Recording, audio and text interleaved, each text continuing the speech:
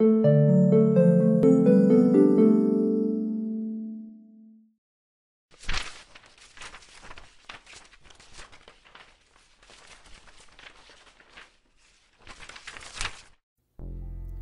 Tyranny by Timothy Snyder, Chapter 9, Lesson 9, Be kind to our language.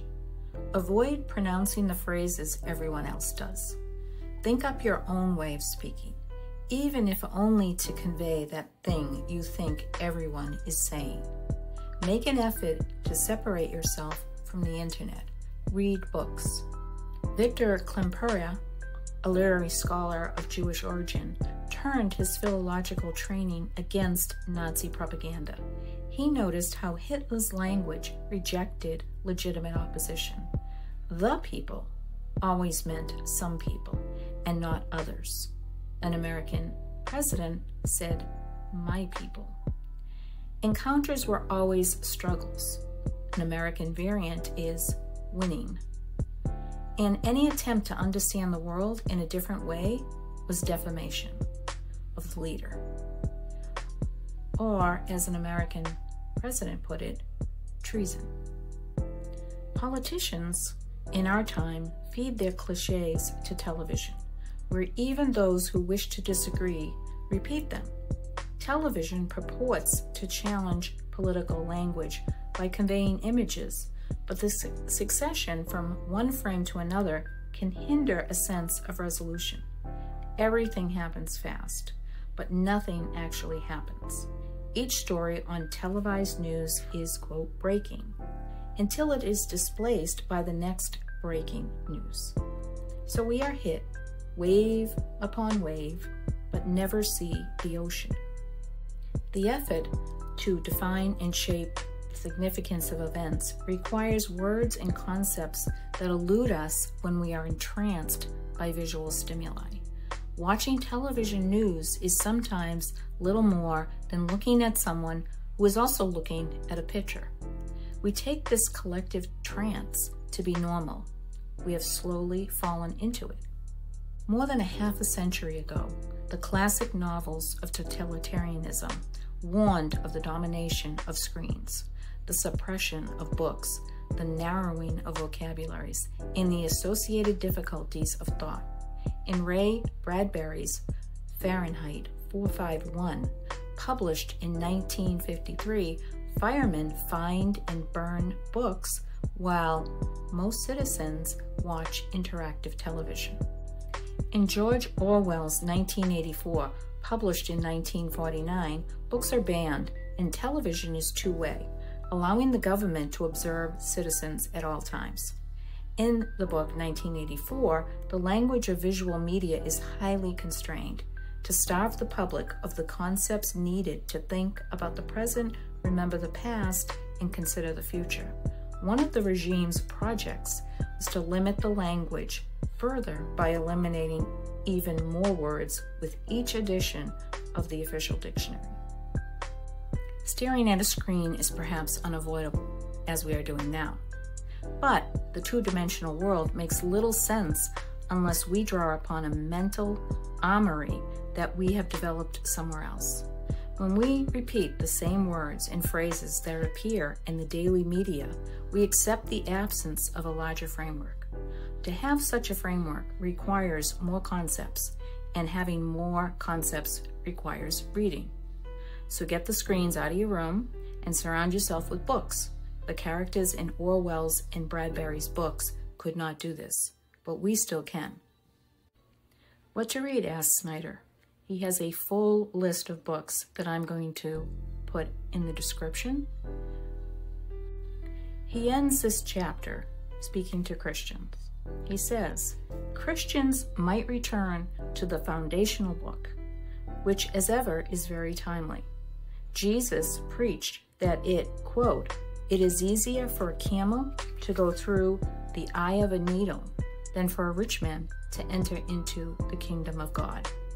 We should be modest, for, quote, "Whoever shall exalt himself shall be abased, and he that shall humble himself shall be exalted," end quote. And of course, we must be concerned with what is true and what is false.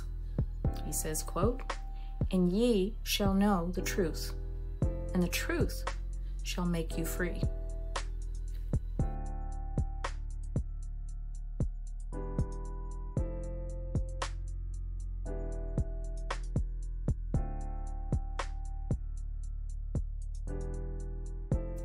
On Tyranny by Timothy Snyder, Lesson 10, Believe in Truth. To abandon facts is to abandon freedom. If nothing is true, then no one can criticize power, because there is no basis upon which to do so. If nothing is true, then all is spectacle. The biggest wallet pays for the most blinding lights. You submit to tyranny when you renounce the difference between what you want to hear and what is actually the case.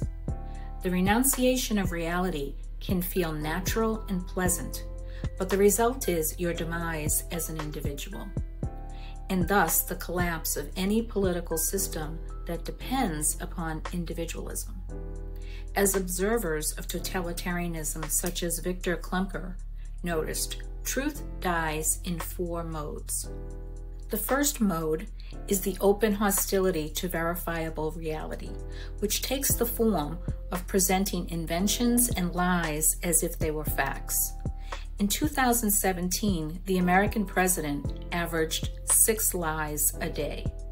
The next year, it was 16. The following year, 22. In 2020, he told an average about 27 lies a day. This figure is so high that it makes the correct assertions seem like unintended oversights on the path towards total fiction. Then came the big lie about an election, creating a fictional counterworld. The second mode is shamanistic incantation. As Klemperer noted, the fascist style depends upon, quote, endless repetition, designed to make the fictional plausible. The systematic use of nicknames, such as, quote, Sleepy Joe, displaced certain characteristic traits that might more appropriately have been affixed to the president himself. Yet, through blunt repetition over Twitter, a president managed the transformation of individuals into stereotypes that people then internalized. The big lie about elections was repeated over and over and over. Followers did not want to believe that they could be deceived on such a scale, and took comfort in the repetition.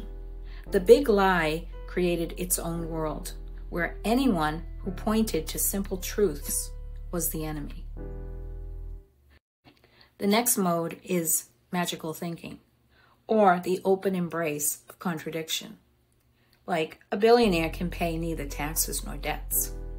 Liberating the wealthy from taxes will not increase the national debt. Fighting corruption means selling the presidency for favors. A disease that kills hundreds of thousands will vanish. The winner gets fewer votes. The vote is always rigged, and you should vote for me anyway. Black people are taking the votes away from white people, although American history shows that the opposite has been the case. Accepting untruths of this radical kind requires a blatant abandonment of reason.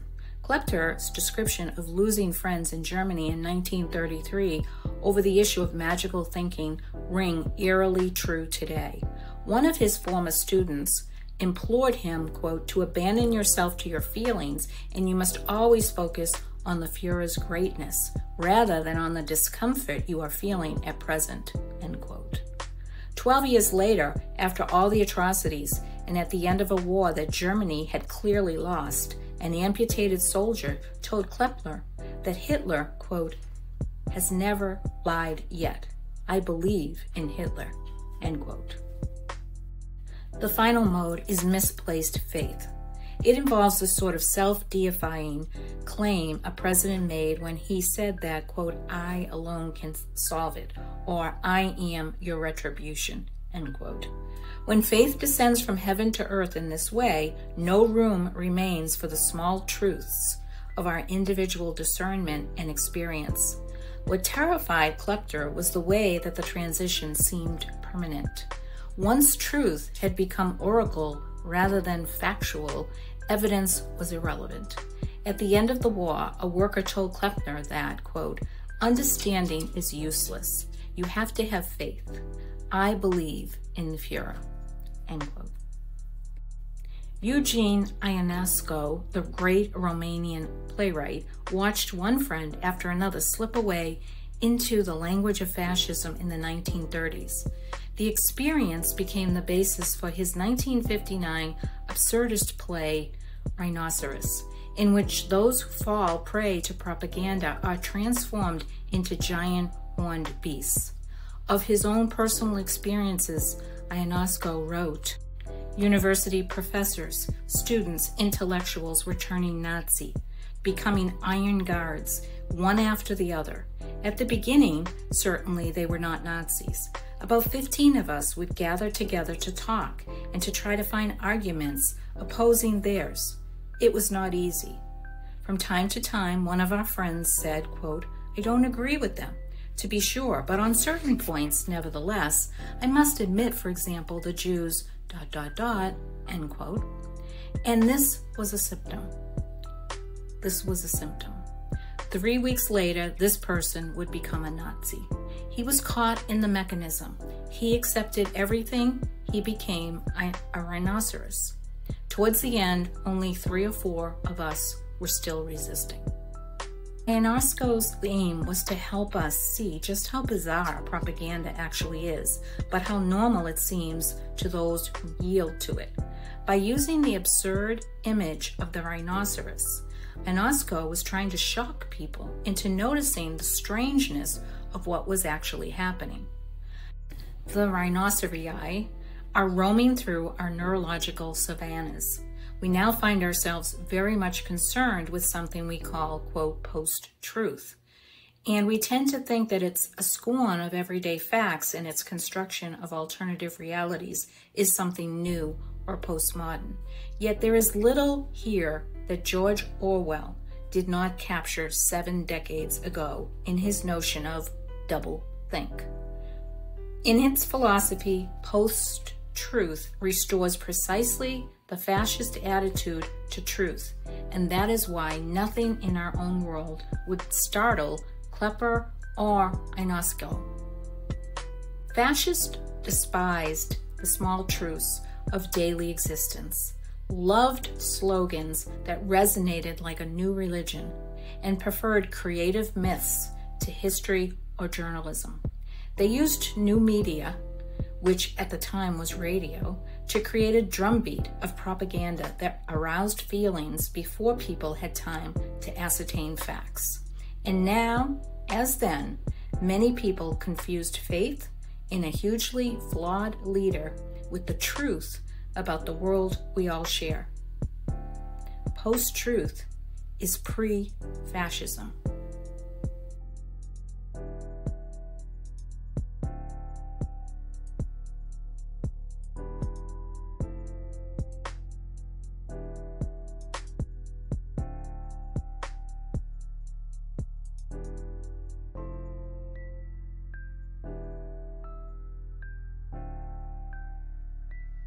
On Tyranny by Timothy Snyder, Lesson 11, Investigate. Figure things out for yourself. Spend more time with long articles. Subsidize investigative journalism by subscribing to print media. Realize that some of what is on the internet is there to harm you. Learn about sites that investigate propaganda campaigns, some of which come from abroad. Take responsibility for what you communicate with others. What is truth? Sometimes people ask this question because they wish to do nothing. Generic cynicism makes us feel hip and alternative even as we slip along with our fellow citizens into a morass of indifference. It is your ability to discern facts that makes you an individual, and our collective trust in common knowledge that makes us a society. The individual who investigates is also the citizen who builds. The leader who dislikes the investigators is a potential tyrant. In 2016, an American presidential candidate claimed on a Russian propaganda outlet that American media has been unbelievably dishonest. He banned many reporters from his rallies and regularly elicited hatred of journalists from the public. Like the leaders of authoritarian regimes, he promised to suppress freedom of speech by laws that would prevent criticism. As president, he used the word lies to mean facts not to his liking, and called journalists enemies of the people, just as Hitler and the Nazis had done. Where the Nazis said Lügenpresse, he said fake news. That president was on friendlier terms with the internet, his source for erroneous information that he passed on to millions of people. In 1971, contemplating the lies told in the United States about the Vietnam War, the political theorist Hannah Arendt took comfort in the inherent power of facts to overcome falsehoods in a free society. Quote, under normal circumstances, the liar is defeated by reality, for which there is no substitute. No matter how large the tissue of falsehood that an experienced liar has to offer, it will never be large enough, even if he enlists the help of computers, to cover the immensity of factuality, end quote. The part about computers is no longer true. For many Americans, the two-dimensional world of the internet has become more important than the three-dimensional world of human contact. People going door to door encounter the surprised blinking of American citizens who realize that they have to talk about politics with a flesh and blood human being rather than having their views affirmed by their Facebook feeds. Within the two-dimensional internet world, new collectives have arisen.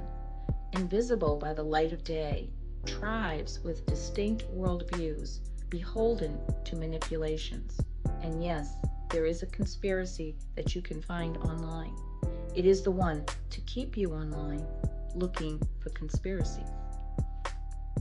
We need print journalists so that stories can develop on the page and in our minds.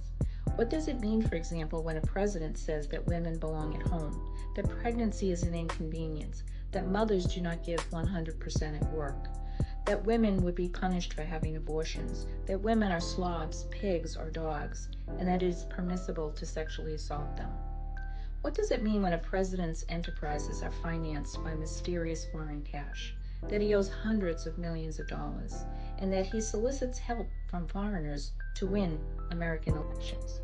We can learn these things on various media. When we learn them from a screen, however, we tend to be drawn in by the logic of spectacle. When we learn of one scandal, it whets our appetite for the next. Once we subliminally accept that we are watching a reality show rather than thinking about real life, no image can actually hurt the president politically. Reality television must become more dramatic with each episode.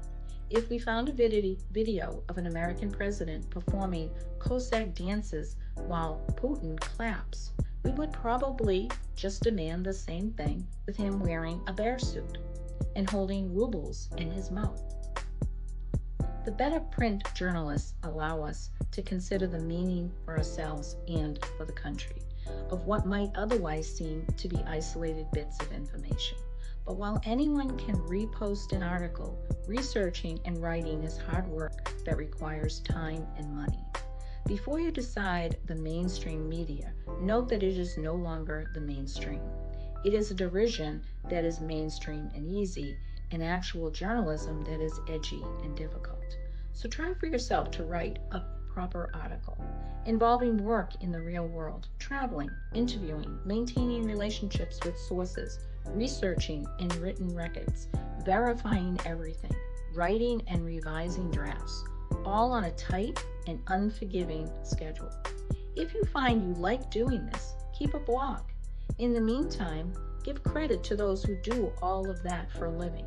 Journalists are not perfect, any more than people in other vocations are perfect. But the work of people who adhere to journalistic ethics is of a different quality than the work of those who do not. We find it natural to pay for a plumber or a mechanic, but demand our news for free. If we did not pay for plumbing or auto repair, why then should we form our political judgment on the basis of zero investment? We get what we pay for. If we do pursue the facts, the internet gives us enviable power to convey them.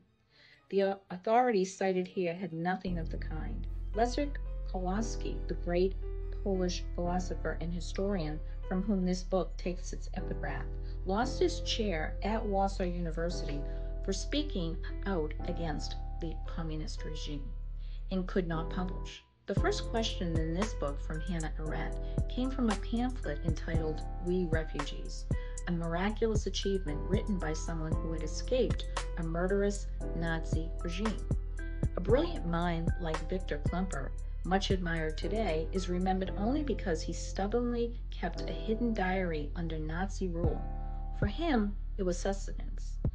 Quote, "My diary was my balancing pole, without which I would have fallen down 1,000 times.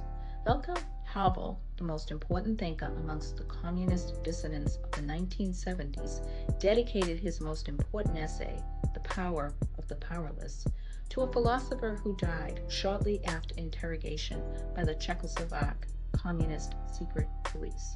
In communist Czechoslovakia, this pamphlet had to be circulated illegally in a few copies, as what East Europeans at that time, following the Russian dissident called samizdat.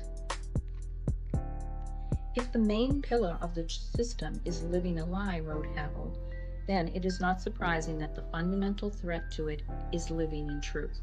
Since in the age of the internet we are all publishers, each of us bears some private responsibility for the public sense of truth. If we are serious about seeking the facts, we can each make a small revolution in the way that the internet works. If you are verifying information for yourself, you will not send on fake news to others.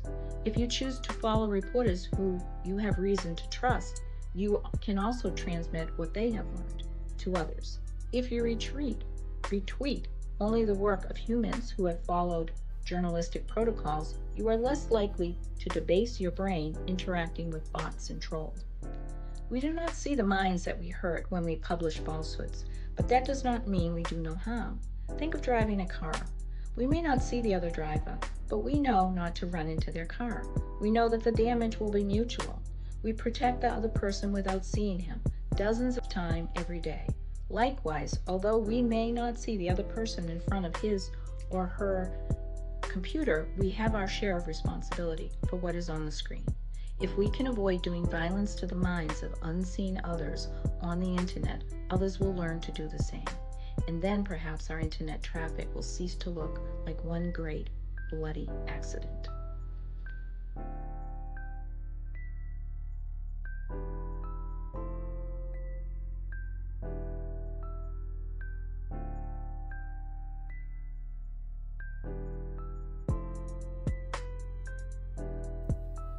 On Tyranny by Timothy Snyder, Chapter 12, Make Eye Contact and Small Talk.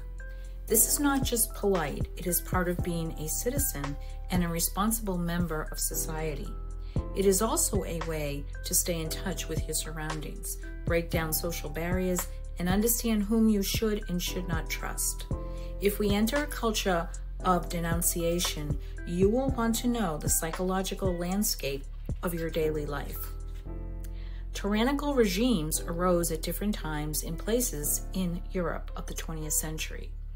But memoirs of their victims all share a single tender moment, whether the recollection is of fascist Italy in the 1920s, of Nazi Germany in the 1930s, of the Soviet Union during the Great Terror of 1937 and 38, or if the purges in communist Eastern Europe in the 40s and 50s. People who were living in fear of repression remembered how their neighbors treated them. A smile, a handshake, or a word of greeting, banal gestures in a normal situation, take on great significance. When friends, colleagues, and acquaintances look away or cross the street to avoid contact, fear grew. You might not be sure, today or tomorrow, who feels threatened in the United States, but if you affirm everyone, you can be sure that certain people will feel better. In the most dangerous of times, those who escape and survive generally know people whom they can trust. Having old friends is the politics of last resort, and making new ones is the first step towards change. Chapter 13, Practicing Corporeal Politics. Power wants your body softening in your chair and your emotions dissipating on the screen. Get outside. Put your body in unfamiliar places with unfamiliar people. Make new friends and march with them. For resistance to succeed, two boundaries must be crossed. First, ideas about change must engage people of various backgrounds who do not agree about everything. Second, people must find themselves in places that are not their homes and amongst groups who are not previously their friends. Protest can be organized through social media, but nothing is real if it does not end up in the streets. If tyranny feels no consequences for their actions in the three-dimensional world, nothing will change. The one example of successful resistance to communism was the Solidarity labor movement in Poland in 1980 and 81, a coalition of workers and professionals, elements of the Roman Catholic Church, and secular groups. Its leaders had learned hard lessons under communism. In 1968, the regime mobilized workers against students who protested. In 1970, when a strike in Gdansk on the Baltic coast was bloodily suppressed, it was the workers' turn to feel isolated. In 1976, however, intellectuals and professionals formed a group to assist workers who had been abused by the government. These were people from both the right and the left, believers and atheists, who created trust among workers, people whom they would not otherwise have met. When Polish workers on the Baltic coast went on strike again in 1980, they were joined by lawyers, scholars, and others who helped them make their case. The result was the creation of a labor union, as well as government guarantee to observe human rights. During the 16 months that Solidarity was legal, 10 million people joined, and countless new friendships were created amid strikes, marches, and demonstrations. The Polish communist regime put down the movement with martial law in 1981. Yet 8 years later, in 1989, when they needed negotiating partners, the communists had to turn to the Solidarity. The labor union insisted on elections, which they won. This was the beginning of the end of communism in Poland, Eastern Europe, and the Soviet Union. The choice to be in public depends on the ability to maintain a private sphere of life. We are free only when it is we ourselves who draw the line between when we are seen and when we are not seen. Chapter 14, Establish a Private Life. Nastier rulers will use what they know about you to push you around. Scrub your computer of malware on a regular basis. Remember that email is skywriting.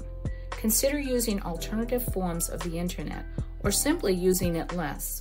Have personal exchanges in person. For the same reason, resolve any legal trouble. Tyrants seek the hook on which to hang you. Try not to have hooks.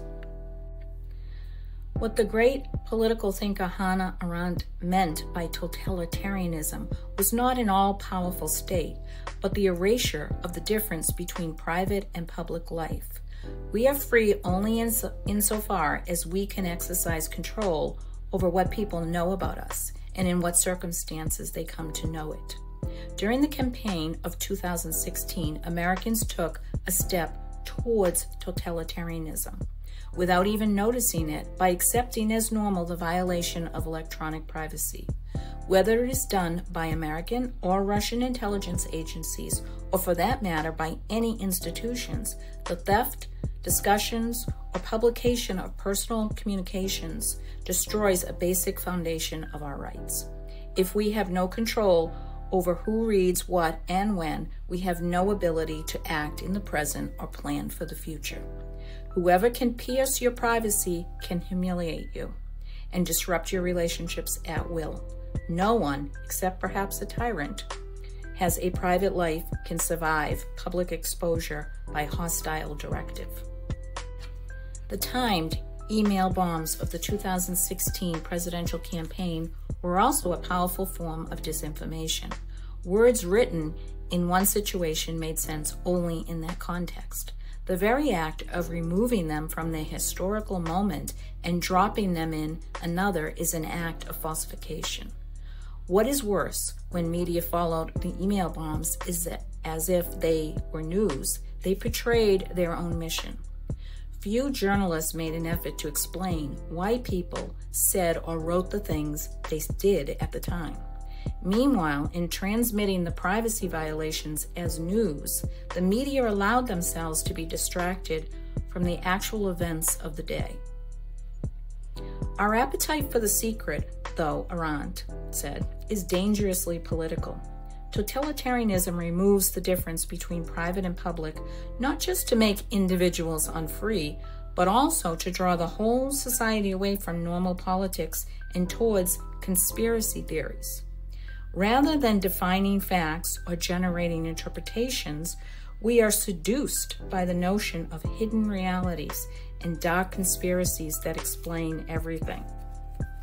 By now, the better reporters have understood all of this, but in the meantime, millions of Americans have learned to substitute thinking into the depths of thinking about the facts. As we have learned from these email bombs, this mechanism works even when what is revealed is of no interest. The revelation of what was once confidential becomes the story itself. It is striking that news medias are much worse at this than, say, fashion or sports reporters. Fashion reporters know that models are taking off their clothes in the changing rooms, and sports reporters know that athletes shower in the locker room, but neither allow private matters to supplant the public that they are supposed to be covering. When we take an active interest in matters of doubtful relevance at moments that are chosen by tyrants, oligarchs, and spooks, we participate in the demolition of our own political order. To be sure, we might feel that we are doing nothing more than getting along with everyone else. This is true, and it is what Arendt described as the de-evolution of a society into a mob. We can try to solve this problem individually by securing our own computers. We can also try to solve it collectively by supporting, for example, organizations that are concerned with human rights.